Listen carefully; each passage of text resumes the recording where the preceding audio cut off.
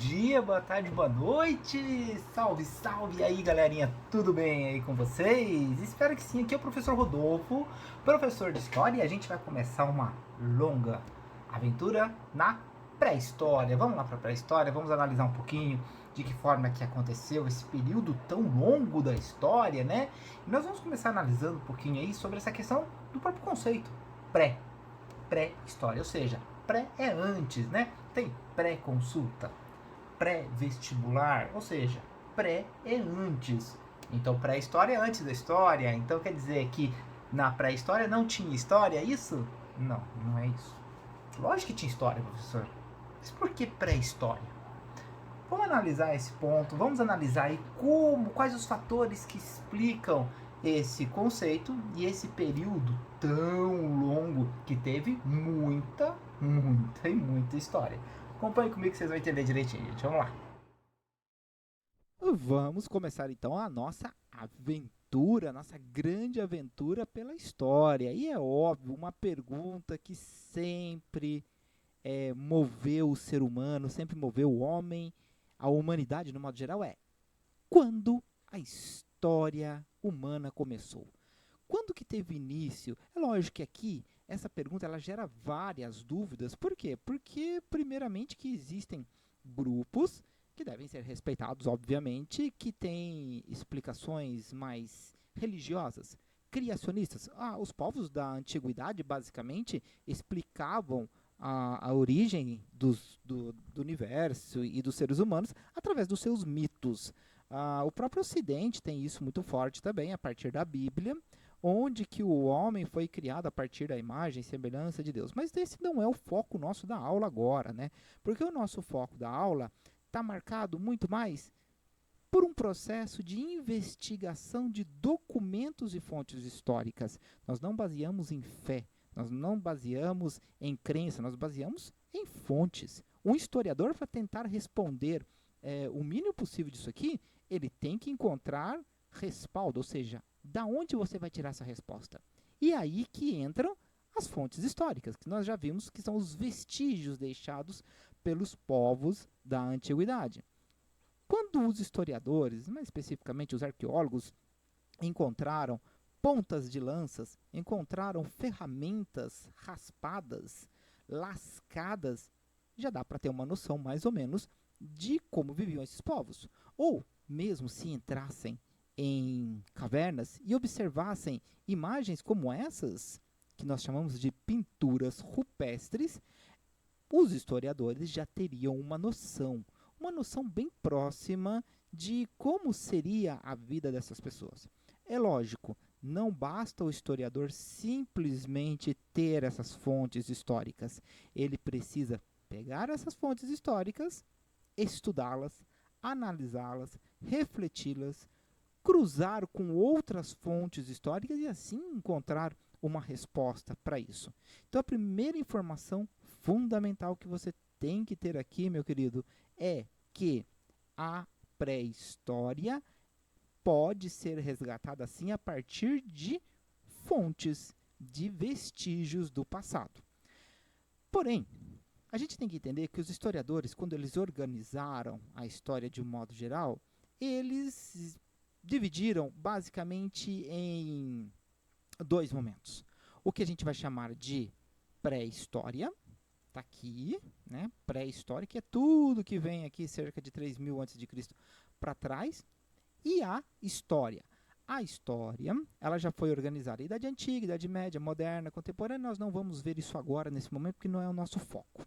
A grande questão é que, se aqui é pré-história, significa que é antes. Antes da história. Meu querido, minha querida, isso significa que daqui para trás não teve história? Porque é pré, pré é antes. Então, se é antes da história, não teve história. Não, não é bem isso, né, gente? A gente sabe que teve muitas histórias daqui para trás. A grande questão aqui que a gente tem que entender é o conceito, o termo pré-história. Por que então tem esse nome? Bem, os historiadores usaram como referência para dividir a história da pré-história, o surgimento nada mais, nada menos, anote aí que isso é fundamental, o surgimento da escrita. Ou seja, a partir do momento que os historiadores começaram a encontrar fontes históricas escritas e não mais apenas ferramentas, pontas de lança, desenhos rupestres, ou seja, quando a história passou a ter determinados caracteres que explicassem uma época, os historiadores passaram a dizer que não era mais pré-história, e sim história. Uma história escrita. Guarde isso que é muito importante. Mas isso nos faz também ter uma dúvida. Se os historiadores consideram que o surgimento da escrita marca o início da história e o fim da pré-história, será que o mundo inteiro saiu da pré-história ao mesmo tempo? Será que o fim da pré-história foi marcado no mundo inteiro de uma vez só? Isso é complicado. Essa pergunta, esse questionamento pode nos fazer levar que existam, então, povos mais avançados do que outros, porque aqueles que criaram a escrita primeiro, então, saíram da pré-história, e aqueles que não criaram, não saíram da pré-história? Pois bem, gente, isso leva a gente a questionar bastante isso, né? O mundo inteiro saiu da pré-história ao mesmo tempo? Não, não. E eu até garanto para vocês que até hoje existem povos mais isolados, que não têm escritas. E se eles não têm escritas, significa que eles estão na pré-história? É para se pensar. Agora, será que a forma de nós descobrirmos o passado é apenas por relatos escritos? Eu vou mostrar para vocês que não. Um povo da África chamados griots, eles não têm escrita. E eles passaram as informações de suas gerações em gerações através de histórias, contando histórias. Então era comum o mais velho contar a história para os mais novos. Esses mais novos depois passavam para os outros mais novos. E assim por diante. Com isso, a história, ela se perpetuou e ela se manteve através da oralidade. Através dessa oralidade, se cuidou da memória das comunidades. Eles não perderam a história, dá para se saber através dessa oralidade. E, ao mesmo tempo, se preservou muitas e muitas e muitas tradições. Os griots, então, como não têm escrita e preservam as suas histórias a partir de contadores, significa que eles estão na pré-história? Ou que são inferiores?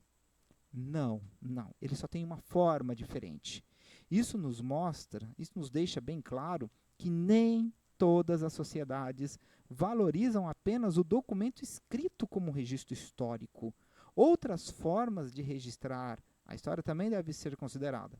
Aqueles que não têm uma escrita ou um sistema documental a partir de ícones, através de imagens, significa que eles são inferiores, como os griots? São piores? Não. Ah, professor, mas esses povos que não sabem ler e escrever, então, pela história, significa que eles estão na pré-história? Ixi, gente, será que ainda tem povos na pré-história ainda? Não, né, gente? Isso é apenas uma representação. É apenas uma forma de mostrar de que forma que os historiadores organizaram o tempo, a partir dos primeiros povos que vão criar a escrita. E isso vai acontecer aí na região da Mesopotâmia, no Oriente Médio. Mas já serão cenas aí de próximos capítulos nossos. Será que o homem de hoje, o ser humano, né? Lembrando, quando eu falo de homem, eu estou falando do ser humano. Será que o ser humano de hoje é o mesmo que viveu há 60 mil anos atrás? Será que é o mesmo de 30 mil anos atrás? Não era o mesmo. Houve um processo que a ciência chama de processo evolucionista. Não vamos confundir muito com processos religiosos que falam de processos criacionistas, que Deus criou o homem. Não é nosso foco de estudo aqui, não. Nosso foco de estudo é a parte científica. Agora, como que se deu esse processo? Como que o homem foi evoluindo? Quais foram essas modalidades, esses tipos de seres humanos? Onde surgiram os primeiros humanos? Analisa comigo aí que você vai entender direitinho. Vai lá, acompanha aí. Vamos então para o surgimento dos hominídeos. Nossa, professor, o que é hominídeos? Hominídeos é o homem, o ser humano. O ser humano como nós conhecemos hoje, do jeitinho que é hoje, não. Ele teve um processo de evolução e de desenvolvimento que aconteceu aí em muitos e muitos e muitos anos.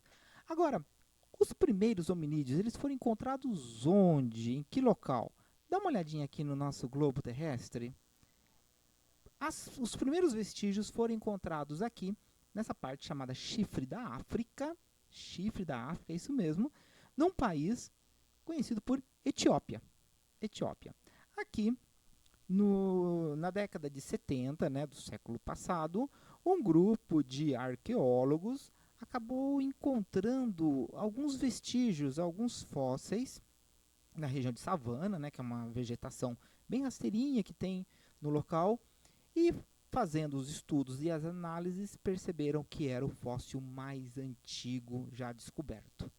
Esse é o fóssil e aqui nós temos uma reconstrução, uma reconstituição do que seria esse ser, que não era macaco, mas também não era homem. Deram até nome, viram que era uma mulher e deram o nome de Lucy. Lucy. Por que Lucy? Porque na época tinha uma música dos Beatles, Lucy in the Sky with Diamond, que fazia muito sucesso. Então deram o nome de Lucy. Ela viveu há cerca de 3,2 milhões de anos atrás. Né? Provavelmente era bem baixinho, menos de 1,5 metro de altura.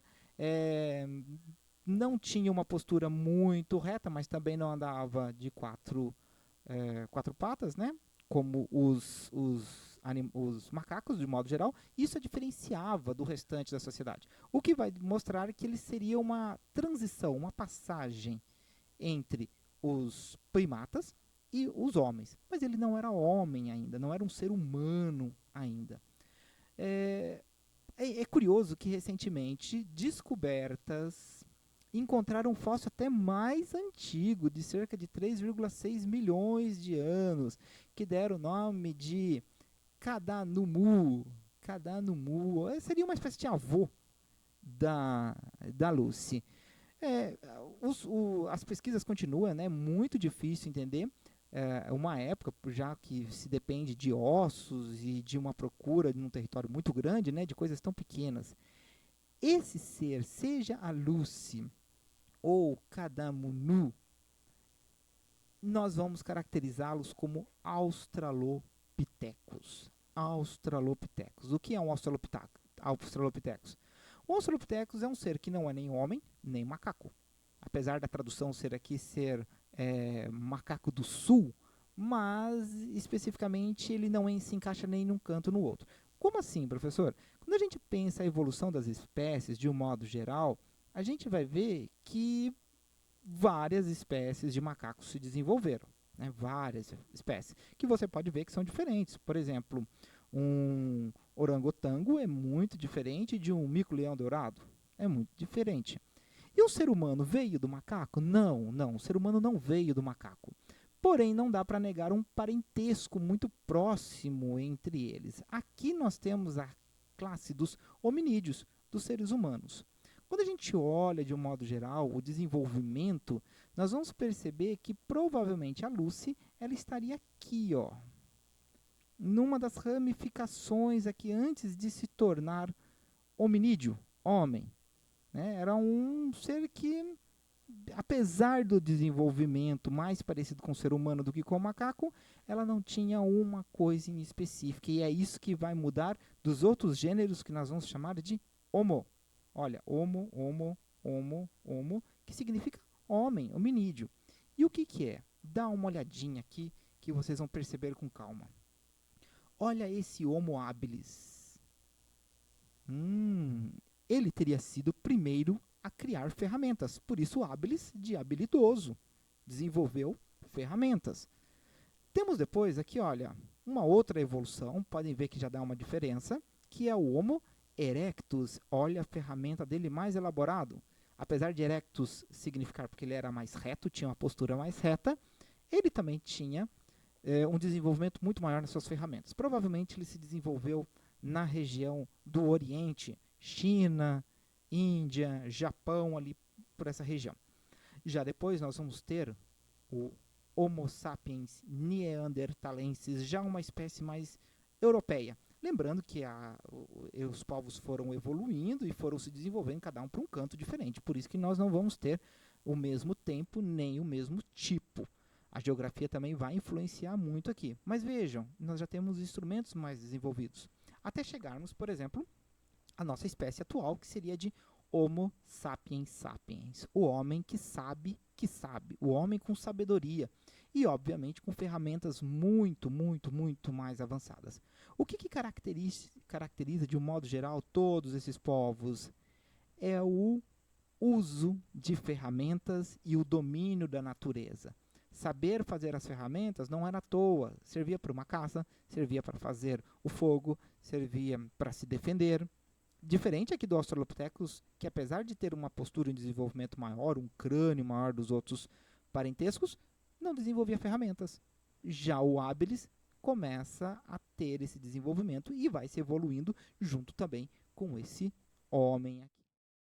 Para a gente entender esse momento, a gente tem que entender a periodização, ou seja, como que a história foi organizada, ou melhor, a pré-história foi organizada.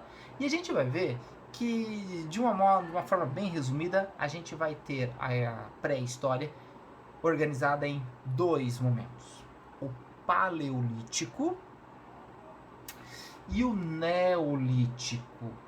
Muito cuidado com esses dois conceitos, pois são eles que vão nortear e organizar toda uma história humana, uma pré-história humana. Acompanhe aí para vocês verem a diferença de Paleolítico e Neolítico.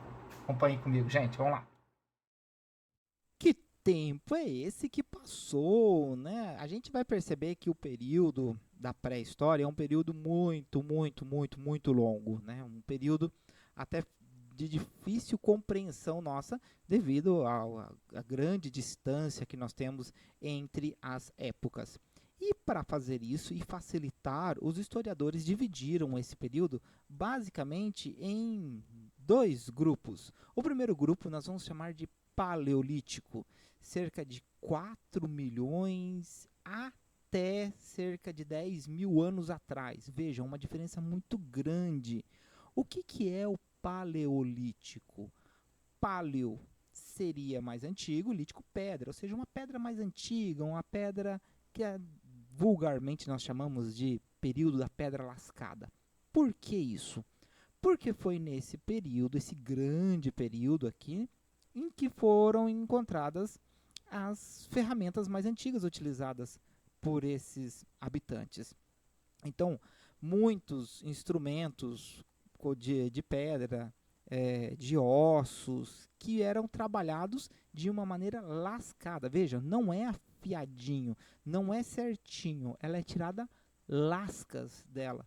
E aí, encontrando essas ferramentas, junto de cavernas, junto de grupo de ossadas, muitas vezes, se percebia, se sabia um pouco de como viviam esses povos. Tanto é que, provavelmente, ao bater uma pedra na outra e lascar a pedra, é uma das explicações pelo qual o homem, nesse período, deve ter descoberto o fogo. O fogo. Provavelmente mais para o final do Paleolítico, dominado o fogo, porque saber usar o fogo é diferente de fazer o fogo, mas o homem começa a ter um desenvolvimento maior aí. E um detalhe bem interessante dessa época é que eles não tinham uma residência fixa. Eles não tinham um lugar certo para morar. Então eles ficavam cada hora num lugar diferente, buscando comida, buscando proteção, buscando melhores terras. Isso caracteriza o nômade. O nômade. Nômade é aquele que não tem um lugar fixo, que cada hora, cada momento está num local diferente, porque ele busca sempre comida. E o segundo período, né, o segundo momento que nós vamos ter aqui, é o período que a gente vai chamar de Neolítico. Neolítico, que vai dar aí por volta de mais ou menos 10 mil anos atrás, e só se encerra quando a pré-história, né, acaba e começa o período da história aí, há mais ou menos cerca de 6 mil anos atrás. Já o Neolítico, diferente daqui que a gente chama de pedra lascada, aqui nós vamos chamar de pedra polida. Por quê? Olha a ferramenta, gente. Olha o detalhe da ferramenta. É nítido quando você percebe aqui uma ferramenta de um e uma ferramenta do outro. Veja que aqui ela é polida. Polida significa que ela é afiadinha, ela é mais preparada. Mas uma das principais características do período neolítico que você tem que saber é que, através da observação, provavelmente as mulheres, porque os homens saíam para caçar, os homens tinham responsabilidades maiores em manter o grupo e a mulher tinha que ficar no local, na residência, né, na caverna, não sei onde que seja aqui, para cuidar dos filhos. Então isso impedia muitas vezes um desenvolvimento maior da mulher na caça. E o que vai ter como consequência disso? A mulher vai observar mais as coisas. E vai poder observar, inclusive, as sementes que caíam ao solo. Ou seja, essa observação vai dar origem à agricultura.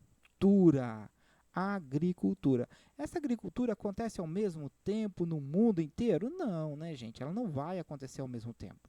Então, por exemplo, nós vamos ter o sorgo, que era um cereal muito cultivado, por exemplo, na África. Ele vai acontecer numa época diferente, por exemplo, da cevada, que na Europa também vai ser cultivado uma distância de tempo de um para o outro, ou mesmo na América, com o milho, que é uma produção que vai vir um bom tempo depois. Independente disso, a partir do momento que o ser humano descobre a agricultura, ele descobre uma outra coisa muito interessante, que ele agora não precisa mais ficar mudando de um lugar para o outro. Ele pode se tornar fixo. Ele pode se ocupar mais do solo. E para esse personagem, a gente vai dar o nome de sedentário. Sedentário. Aquele que não tem um lugar fixo. Aquele que tem um lugar fixo, perdão. Aquele que tem um lugar fixo para morar. Por quê? Porque ele tem que cuidar da agricultura. Isso tudo dependeu da observação do solo, né? Ele não precisa mais ficar derrubando florestas e mais florestas aqui para poder procurar a caça. Agora ele vai reservar uma parte para isso. Essa observação se deu por conta provavelmente da mulher.